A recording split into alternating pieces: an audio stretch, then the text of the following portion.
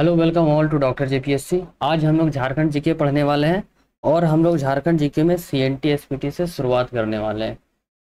तो ये जो सीएनटी एक्ट है, इसमें जो हम लोगों को पढ़ना है उसमें टोटल 19 चैप्टर्स है। टोटल 19 चैप्टर है। और उसके बाद अगर हम लोग सेक्शंस को देखें तो 271 सेक्शंस हो जाता है। अगर पूछा जाए चैप्टर की बात करें तो वो हो जाएगा 19 चैप्टर हो जाएगा 19। और सेक्शंस की बात करें तो 271 सेक्शंस हो जाती है। तो इस तरीके से क्वेश्चन पूछे जाते हैं। चैप्टर 1 की बात करें तो चैप्टर 1 में शॉर्ट टाइटल एंड एक्सटेंट हो जाता है। चैप्टर 2 में क्लासेस ऑफ टीनेंट्स हो जाता है। चैप्टर 3 की बात करें तो लैंड होल्डर्स। और चैप्टर 4 में ऑक्यूपेंसी रैयत्स होता है। एंड चैप्टर 5 में फूट कट्टीदारी राइट्स ऑफ रैयत्स होता है। तो ये हम लोग 1 बाय 1 देखने वाले हैं। तो सबसे पहले हम लोग ये देखेंगे कि चैप्टर 1 में होता है 1 से लेकर 3। चैप्टर 1 है तो 1 का स्क्वायर करेंगे तो 1 आएगा, 1 से लेकर 3 तक होगा। चैप्टर 2 की बात करेंगे तो 2 का स्क्वायर करेंगे, 2 का स्क्वायर 4, 4 से 8 तक होगा। चैप्टर 3 की बात करें तो चैप्टर 3 में 9 से 15 होगा। और चैप्टर 4 में 16 से लेकर 36 तक होगा। तो इतना हम लोगों को याद रखना है कि 1 से लेकर 3, यहाँ देखेंगे 1 से लेकर 3, 4 से लेकर 8, 9 से 15 एंड 16 टू 35। तो हम लोग आगे की तरफ बढ़ते हैं। कुछ बेसिक्स टर्म्स हम लोग समझ लेते हैं। भूमि संबंधी कानून को हम लोग समझते हैं।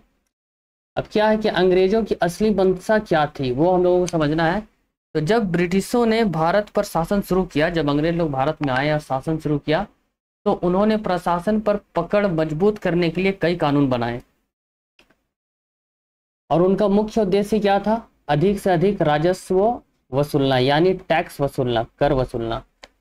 तो अंग्रेजों का मेन उद्देश्य यही था कि अधिक से अधिक टैक्स वसूलना, जिसके लिए वो अलग अलग कानून बनाए।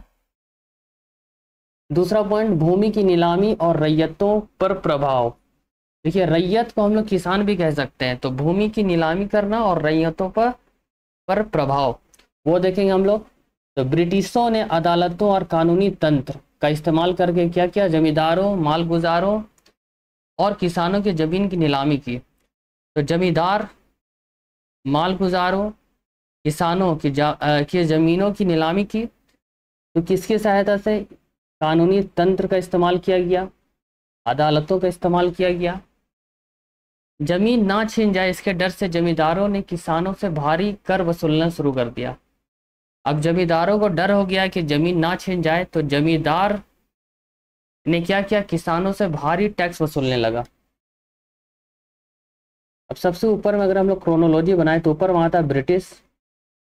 ब्रिटिश ने किसको तंग किया? ब्रिटिश ने तंग किया जमींदार को।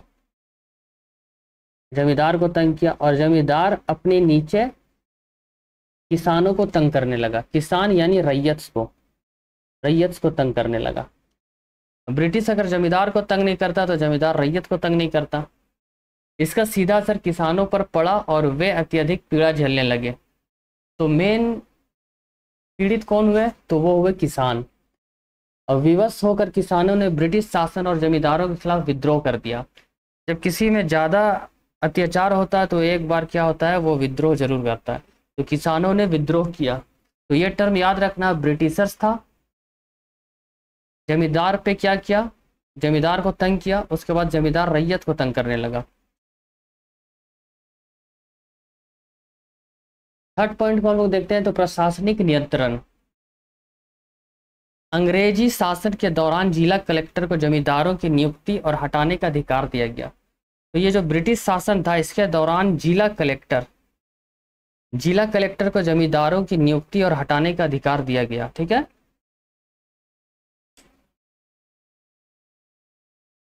अब हम लोग आते हैं प्रमुख घटनाएं और वर्ष। तो 1765 की बात करें तो छोटा नागपुर यानी कि आज का झारखंड ब्रिटिश नियंत्रण में आया। ब्रिटिश के नियंत्रण में छोटा नागपुर झारखंड कब आया? तो 1765 में आया।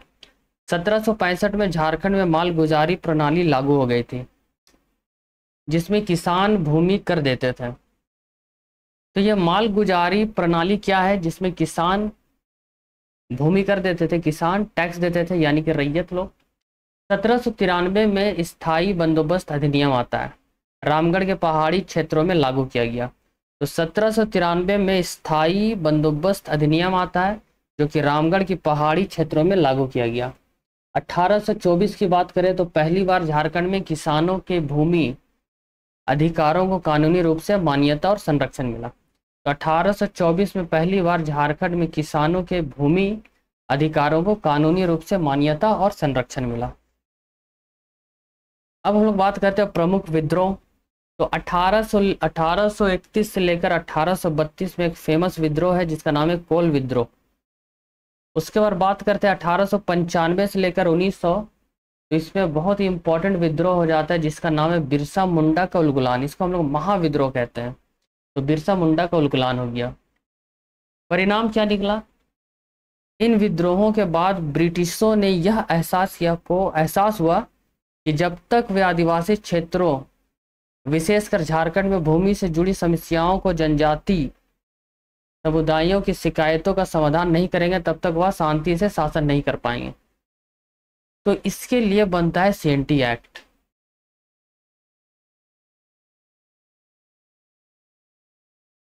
आगे की तरफ बढ़ते हैं हम लोग, तो लैंड रिफॉर्म्स की तरफ आते हैं। तो भूमि सुधार, तो जनजातीय समस्याओं का समाधान करने का प्रयास, ट्राइबल प्रॉब्लम्स को अगर हम लोग समाधान करने का एक प्रयास किया ब्रिटिशर्स ने। तो ब्रिटिश शासन के दौरान जनजातीय समुदायों के लिए सबसे बड़ी समस्या भूमि से जुड़ी हुई थी। सरकार ने समय समय पर इन समस्याओं को हल करने का प्रयास किया। भूयरी सर्वेक्षण आता है। अब क्या आता है? भूयरी सर्वेक्षण आता है, ये इंपॉर्टेंट हो जाता है। भूयरी सर्वेक्षण 1862 से 1869 में आता है। 1862 में बाबू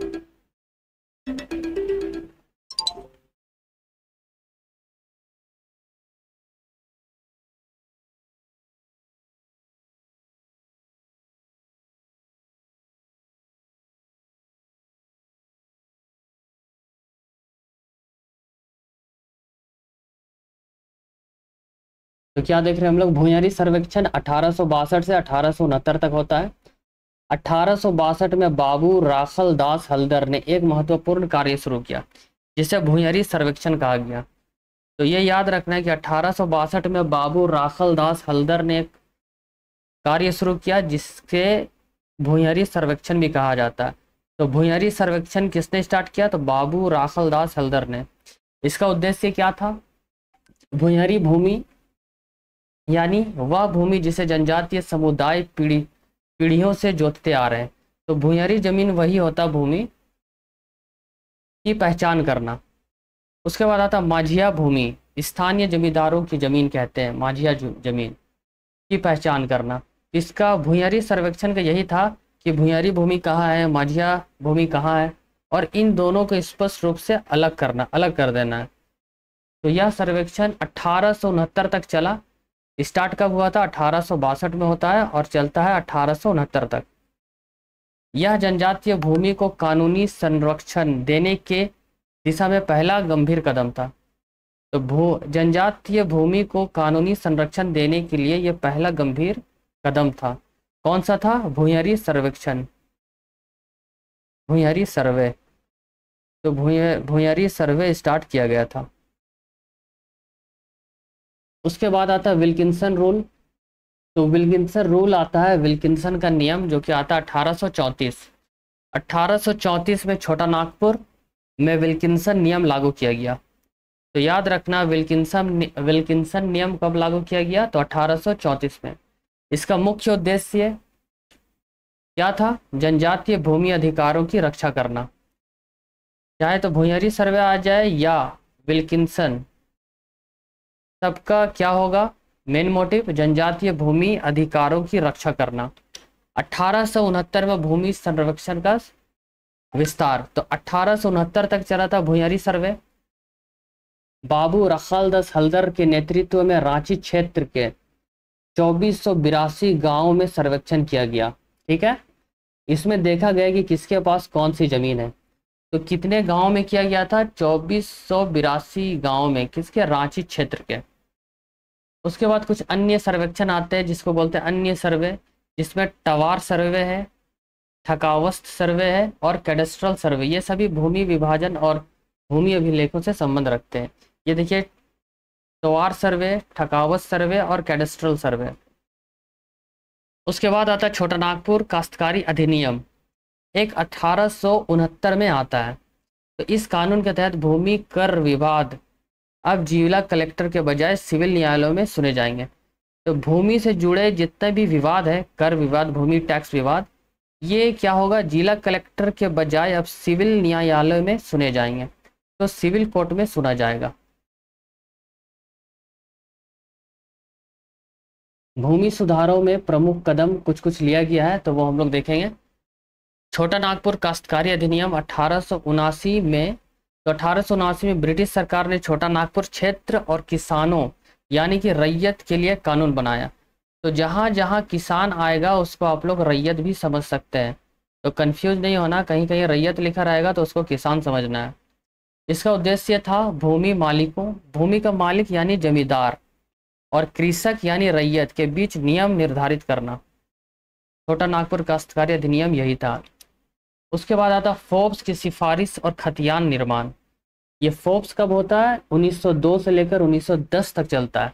तो ब्रिटिश अधिकारी एक थे जिसका नाम था फोर्ब्स, के सुझाव पर लिस्टर और जॉन रीड नामक 2 अधिकारियों को रांची में भूमि मापने और बंदोबस्त करने के कार्य को सौंपा गया। फोर्ब्स ने क्या किया? अधिकारी था लिस्टर और जॉन रीड को रांची में भेजा गया।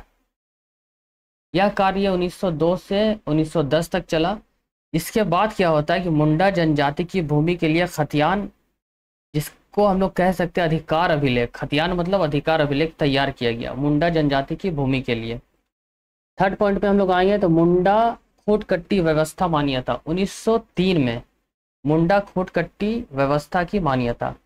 मुंडा जनजातीय व्यवस्था में भूमि को परिवारों के बीच साझा कर पीढ़ियों तक जोड़ा जाता था, जिसे खूटकट्टी प्रणाली कहा जाता है। 1903 में ब्रिटिश सरकार ने इस पारंपरिक भूमि व्यवस्था को कानूनी मान्यता दी। तो 1903 में इसे कानूनी मान्यता दिया गया, किसे? मुंडा खूटकट्टी व्यवस्था की मान्यता, रिकॉग्निशन ऑफ मुंडा खूटकट्टी सिस्टम, मुंडारी खूटकट्टीदारी सिस्टम। ठीक है। चौथा पॉइंट में हम लोग देखेंगे तो बिहार लैंड रिफॉर्म्स एक्ट आता है 1950 में। 1950 में इंडियन गवर्नमेंट पास करता है बिहार लैंड रिफॉर्म्स एक्ट, और इसके साथ जमींदारी सिस्टम एंड हो जाता है। अब क्या होता है, जो भी लैंड है वो डायरेक्टली फार्मर्स को दिया जा सकता है। तो 1950 में भारत सरकार ने बिहार भूमि सुधार अधिनियम पारित किया। इस अधिनियम ने क्या किया? जमींदारी व्यवस्था समाप्त कर दी और भूमि को सीधे किसानों को सौंपा गया। अब जमींदार का कोई रोल नहीं रहेगा, डायरेक्ट क्या होगा? किसानों को सौंपा जाएगा। अन्य महत्वपूर्ण सरकारी कार्रवाइयां हम लोग देखते हैं। अगर हम लोग 1869 में आते हैं तो छोटा नागपुर जमींदार प्रक्रिया अधिनियम आता है, जिसका उद्देश्य था भूमि विवादों को सुलझाने के लिए। 1879 में क्या आता है? छोटा नागपुर जमींदार एवं रैयत प्रक्रिया। 1897 में आता बंगाल काश्तकारी अधिनियम, ये सब याद रखना। 1897 में बंगाल काश्तकारी अधिनियम, 1902 में मौजावार सर्वेक्षण की शुरुआत, 1903 में छोटा नागपुर काश्तकारी अधिनियम, 1908 में आता छोटा नागपुर काश्तकारी अधिनियम जिसको CNT एक्ट कहते हैं, और 1949 में आता संथाल परगना काश्तकारी अधिनियम।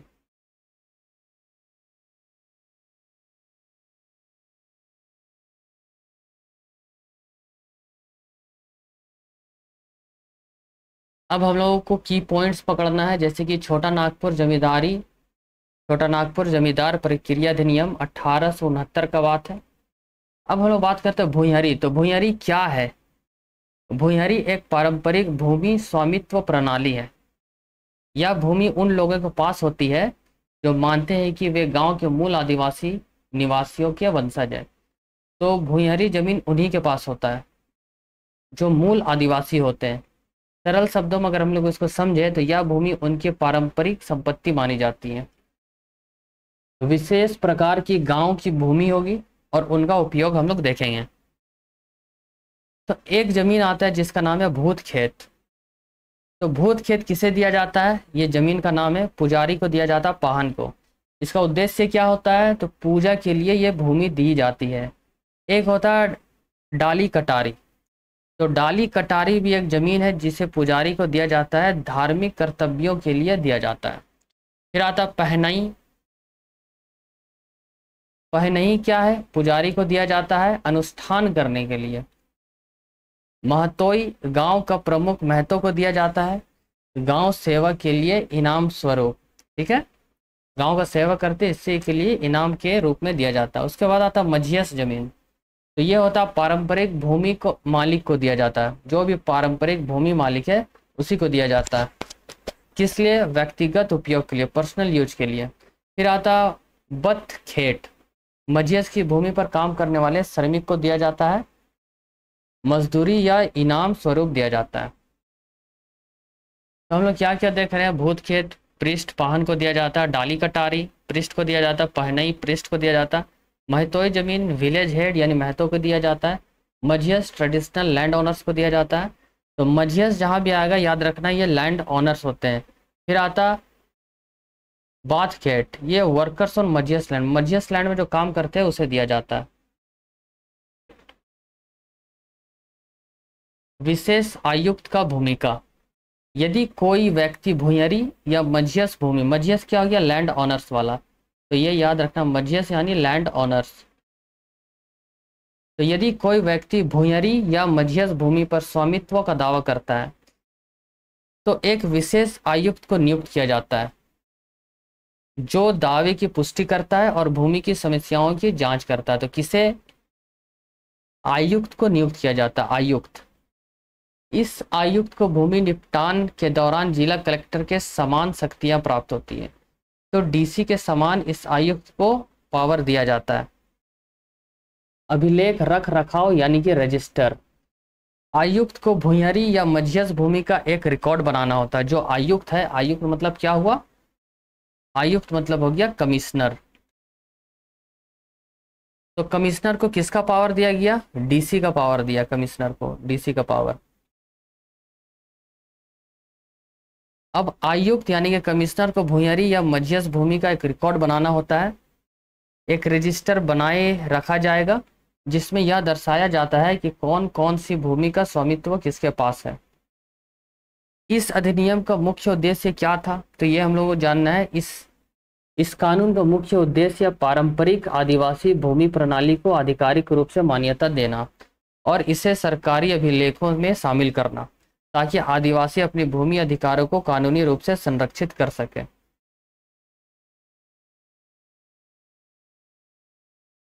छोटा नागपुर लैंडलॉर्ड्स प्रोसीजर एक्ट। तो एक एक्ट की तरफ आते हैं जिसका नाम है छोटा नागपुर लैंडलॉर्ड्स प्रोसीजर एक्ट, जो कि 1869 में पारित हुआ था। इसमें हम लोग देखेंगे यदि कोई व्यक्ति भूमि को बलपूर्वक कब्जा कर ले तो क्या होगा? तो यदि कोई व्यक्ति भूयरी या मझियस भूमि को बलपूर्वक कब्जा करता है और यह विशेष आयुक्त के सामने साबित हो जाता है तो आयुक्त भूमि को उसके असली मालिक या उनके वारिस को वापस लौटा देगा। तो मतलब कि अगर आप भूयरी जमीन या मझियस जमीन को पे कब्जा करते हैं तो कमिश्नर क्या कर सकता? इसके ओरिजिनल मालिक को वापस लौटा सकता है। अब अंतिम निर्णय कौन देगा? तो राजस्व अधिकारी केवल राय दे सकते हैं। ये जो राजस्व अधिकारी है, revenue officer, can only give opinions but the final decision is always given by the special commissioner. और जो फाइनल डिसीजन होगा वो स्पेशल कमिश्नर ही देगा, यानी कि विशेष आयुक्त जो नियुक्त किया जाता है वही देगा अंतिम निर्णय। रेवेन्यू ऑफिसर क्या होगा? सिर्फ राय दे सकता है। निर्णय की समीक्षा करने का अधिकार किसके पास है? यदि कोई व्यक्ति निर्णय से संतुष्ट नहीं है तो केवल विशेष आयुक्त के पास उस निर्णय की समीक्षा करने का अधिकार है। तो निर्णय की समीक्षा का अधिकार किसके पास है? स्पेशल कमिश्नर के पास है। कहाँ अपील कर सकते हैं? अगर अपील करना है तो कहाँ अपील करेंगे? तो यदि कोई व्यक्ति आयुक्त के निर्णय से असंतुष्ट है तो वो विभागीय आयुक्त से अपील कर सकते हैं। विभागीय अपील कौन होगा? तो ये हो जाएगा divisional commissioner. If someone is unhappy with the commissioners decision, commissioner ने जो डिसीजन दिया है, मान लीजिए आप उससे असंतुष्ट है, तो क्या होगा, आप अपील कर सकते हैं डिविजनल कमिश्नर यानी डीसी के पास आप अपील कर सकते हैं। अब हम लोग आते हैं वकील या एजेंट, जिसको मुख्तार भी कहते हैं, तो उसकी भूमिका क्या होती है, क्या हो सकती है? तो उसकी भूमिका में हम लोग आएंगे। तो विशेष आयुक्त यानी कि स्पेशल कमिश्नर की अनुमति के बिना कोई भी वकील या प्रतिनिधि मुख्तार मामले में प्रस्तुत नहीं हो सकता और ना ही बोल सकता है। अगर आपको वकील हायर करना है तो स्पेशल कमिश्नर से इजाज़त लेना होगा। राज्य सरकार के पास कौन सी शक्तियाँ होती है?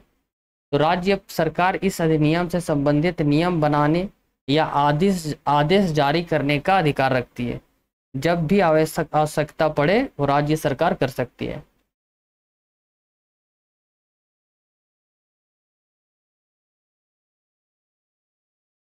तो आज का क्लास हम लोग यहीं तक रखते हैं। नेक्स्ट क्लास में हम लोग क्या होगा कि मेन चैप्टर 1 चैप्टर 2 करके हम लोग इंटर करेंगे। टोटल कितने चैप्टर होते हैं? तो सीएनटी एक्ट में टोटल 19 चैप्टर्स है और 271 सेक्शंस है। तो कल की क्लास में हम लोग 1 बाय 1 इसको देखेंगे और समझेंगे। चलिए, थैंक यू वेरी मच।